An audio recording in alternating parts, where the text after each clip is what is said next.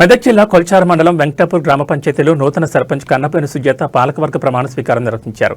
అనంతరం నూతన సర్పంచ్ మాట్లాడుతూ గ్రామాల్లోని సమస్యలను గ్రామ ప్రజలతో కలిసి సమర్థవంతంగా నిర్వహిస్తామని, గెలుపోటములు సహజమని, అందరినీ కలుపుకుని గ్రామాభివృద్ధికి ప్రతి ఒక్కరూ సహకరించాలని పేర్కొన్నారు.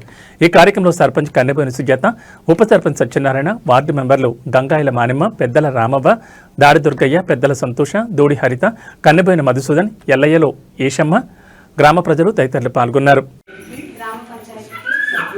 సభ్యురాలుగా ఎన్నికైన నేను